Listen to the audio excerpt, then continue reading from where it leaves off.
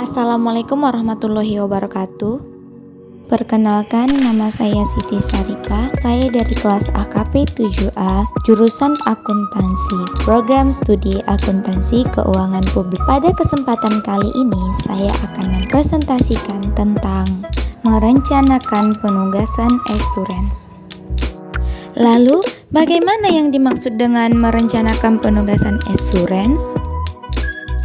Yang dimaksud dengan merencanakan penugasan assurance itu merupakan bagian dari pendekatan audit internal yang sistematis, berdisiplin, dan berbasis resiko, sehingga dalam merencanakan penugasan audit internal mempertimbangkan strategi-strategi dan tujuan-tujuan dari area atau proses yang direview dengan memprioritaskan resiko-resiko yang relevan untuk penugasan tersebut, menentukan tujuan dan lingkup penugasan, serta mendokumentasikan pendekatan yang digunakan. Untuk lebih jelasnya mengenai merencanakan penugasan assurance, berikut saya akan tampilkan gambaran mengenai rincian proses dalam merencanakan dan melaksanakan penugasan assurance, di mana gambaran ini terdiri dari 3 proses dalam merencanakan dan melaksanakan penugasan assurance, yaitu plan atau perencanaan, kedua perform atau pelaksanaan, dan yang terakhir communicate atau komunikasi. Yang pertama, plan atau perencanaan. Plan atau perencanaan merupakan susunan sistematik yang mengenai langkah-langkah yang diambil dalam merencanakan dan melaksanakan penugasan assurance. Plan atau perencanaan ini sendiri terdiri dari menentukan tujuan dan ruang lingkup perjanjian, memahami audit termasuk tujuan audit, mengidentifikasi dan menilai risiko, mengidentifikasi kegiatan pengendalian kunci, mengevaluasi kecukupan dari desain kontrol, membuat rencana uji, mengembangkan program kerja, dan mengalokasikan sumber daya untuk perjanjian. Yang kedua yaitu perform atau pelaksanaan. Perform atau pelaksanaan merupakan kegiatan tertentu yang dilakukan untuk mewujudkan plan atau rencana dalam kenyataan. Perform atau pelaksanaan itu sendiri terdiri dari mengadakan tes untuk mengumpulkan bukti, mengevaluasi bukti yang telah dikumpulkan dan mencapai kesimpulan, serta mengembangkan pengamatan dan menyusun rekomendasi. Yang ketiga yaitu communicate atau komunikasi.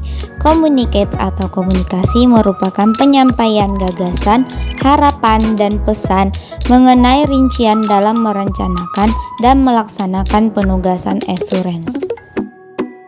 Dalam communicate atau komunikasi itu sendiri terdiri dari observasi dan proses evaluasi, melakukan komunikasi keterikatan sementara dan pendahuluan, mengembangkan komunikasi akhir, mendistribusikan komunikasi akhir formal dan informal, serta melakukan monitoring dan proses tindak lanjut.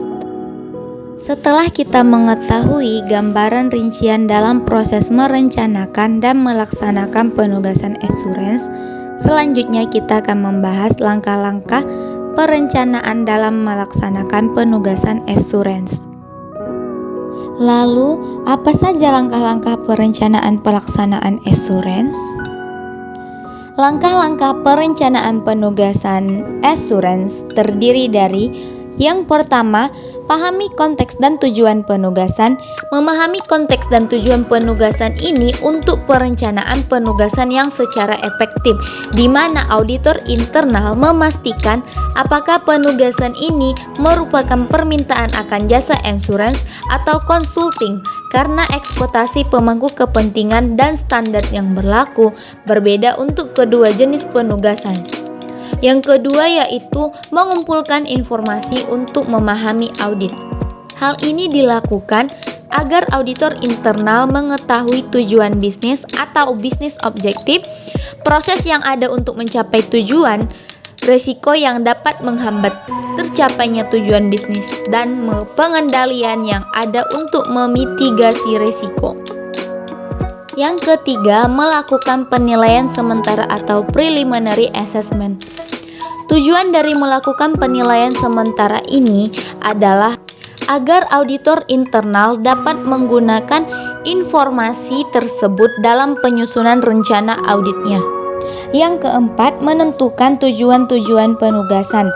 Dalam menentukan tujuan-tujuan penugasan harus selaras dengan perencanaan dalam penugasan asuransi itu sendiri. Yang kelima, menentukan lingkup penugasan. Dalam menentukan lingkup penugasan, kita harus mengetahui lingkup yang kita gunakan itu adalah lingkup formal atau lingkup informal.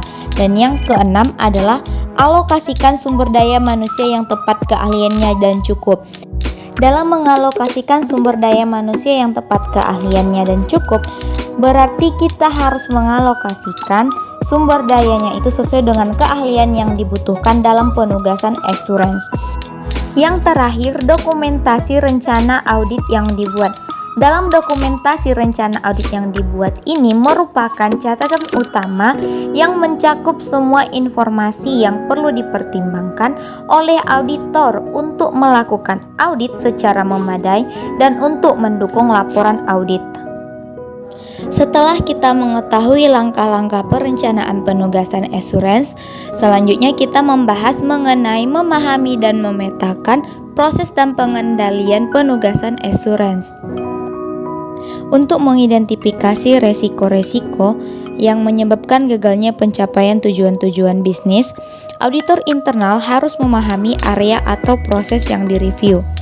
Sehingga dalam hal ini muncullah peta-peta proses yang memungkinkan auditor mengidentifikasi dan memahami dengan sangat baik. Di antaranya, sistem dan informasi yang perlu diperhatikan ketika menentukan tujuan-tujuan penugasan dan lingkup, interdependensi atau saling keterkaitan, dan di mana informasi kritikal tersedia. Kemudian, bagaimana informasi kritikal digunakan di dalam area atau proses yang direview. Informasi apa yang relevan untuk penugasan dan bagaimana informasi itu dievaluasi selama asesmen.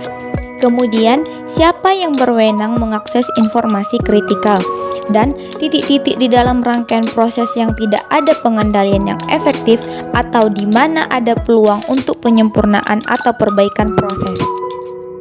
Selanjutnya, kita akan membahas mengenai mewawancarai pemangku kepentingan yang relevan.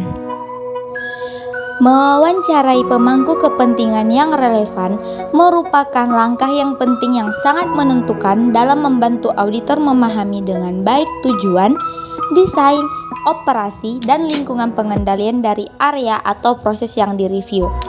Auditor internal umumnya mewawancarai pemangku kepentingan yang melakukan langkah-langkah dalam suatu proses seperti manajemen, teknologi informasi, bagian hukum, pejabat kepatuhan pihak ketiga yang dikontrak, dan lain-lain.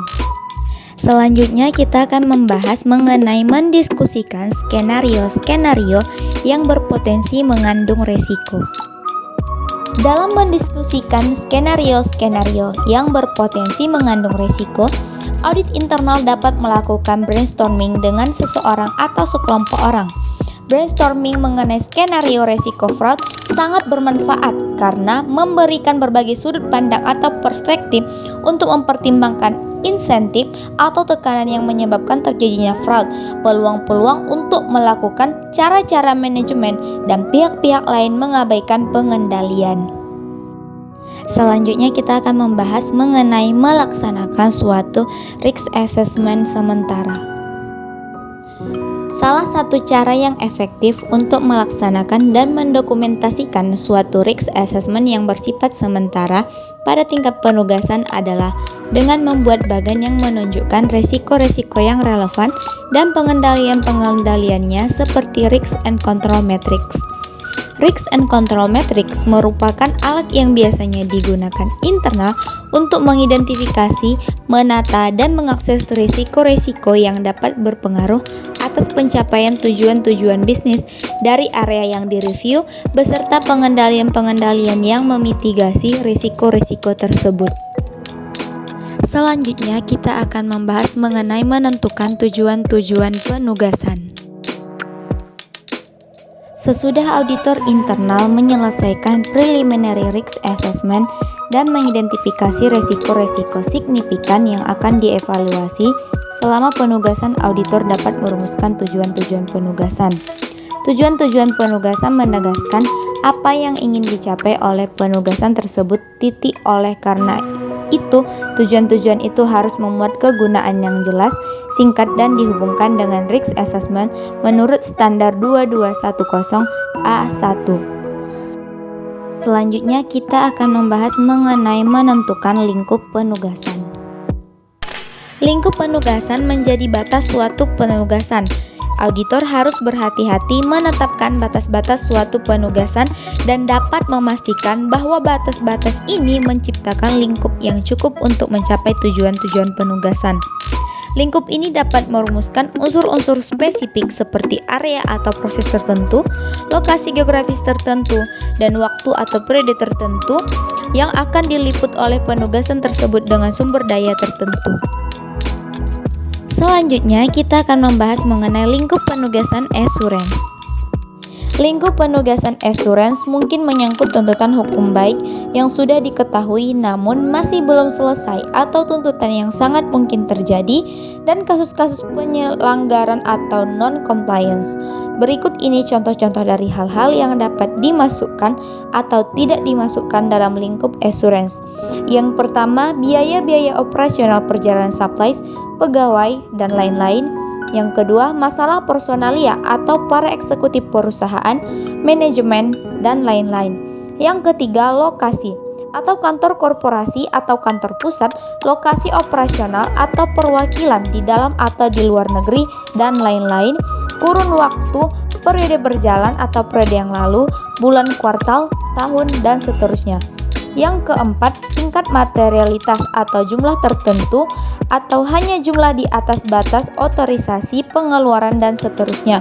Yang terakhir yaitu sistem atau hanya sistem yang mengolah biaya atau sistem yang mengolah biaya dan juga SDM. Semua sistem dan seterusnya. Yang terakhir kita akan membahas mengenai mendokumentasikan rencana.